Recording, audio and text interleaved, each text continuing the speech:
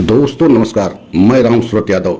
इस समय पूरे देश में जज न्याय बिंदु की चर्चा इतना ज्यादा हो रही है कि आप समझ नहीं सकते हैं। और आज हम जज न्याय बिंदु के विषय में बताएंगे कि महिला बहादुर एवं साहसी जज न्याय बिंदु ने ऐसा कौन सा फैसला कर दिया जिससे पूरी मोदी सरकार हिल गई और ईडी के एक तरीके से हाथ पांव फूल गए। तो आज हम जो है जज महिला जो है न्याय बिंदु के विषय में बात करेंगे, जो अभी 4 दिन पहले अरविंद केजरीवाल की जमानत को लेकर के उन्होंने ऐसा फैसला कर दिया जिससे पूरी जो है मोदी सरकार एवं ईडी हिल गई। और हिल ही नहीं गई, आपने देखा है किस तरीके से ईडी ने जो है ताबड़तोड़ जो है हाई कोर्ट में जाकर के एक तरीके से राउत एवेन्यू कोर्ट के फैसले पर स्टे करा दिया। लेकिन ये स्टे कब तक रहेगा, मतलब कल सोमवार तक रहेगा, क्योंकि हाई कोर्ट ने स्पष्ट कह दिया है कि हम सोमवार मंगलवार तक फैसला जो है देंगे कि जो है उनके फैसले पर स्टे रहेगा या उनका फैसला सही है। तो आज सबसे पहले हम आपको यही बताना चाहते हैं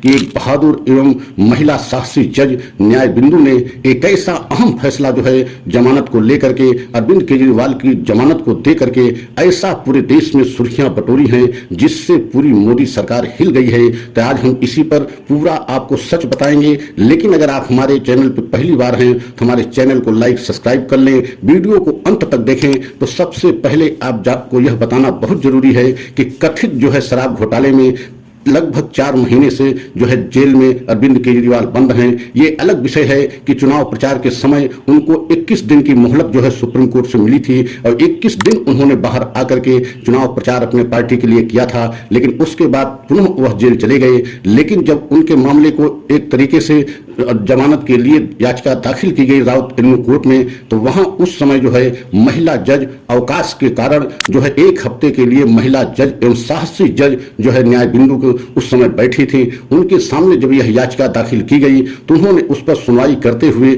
जिस तरीके से ईडी के जो है तीखे सवाल पूछे उससे पूरी ईडी हिल गई, क्योंकि ईडी के ऊपर उन्होंने सीधा ऐसा सवाल किया कि ऐसा प्रतीत होता है कि कहीं न कहीं ये पूर्वाग्रह से ग्रसित जो है अरविंद केजरीवाल के खिलाफ कार्रवाई ईडी के द्वारा की गई है। क्योंकि अभी तक ईडी ऐसा कोई सबूत नहीं खोज पाई है जिससे ये साबित हो कि जो है शराब घोटाले में कहीं न कहीं जो है अरविंद केजरीवाल की भूमिका संदिग्ध दिखाई दे रही हो। और ईडी जो है समय को लेकर के समय और लंबा खींचना चाहती है और अब जो है अरविंद केजरीवाल के खिलाफ जो है सबूतों को ईडी खोज रही है, जबकि सबूतों को ईडी को गिरफ्तारी से पहले खोजना चाहिए। पक्के और सही सबूत खोज करके तभी किसी की गिरफ्तारी करनी चाहिए। और इसी बात को लेकर के ऐसे तीखे सवालों को जो है ईडी से पूछा जिसका जवाब ईडी देने में बिल्कुल जो है सक्षम नहीं थी। और ईडी बार बार जो है समय मांग रही थी कि हमें 48 घंटा समय दिया जाए, हमें जो है इसको आप जो है सुनवाई न करें, इसको हाईकोर्ट के लिए आप छोड़ दें। लेकिन जो है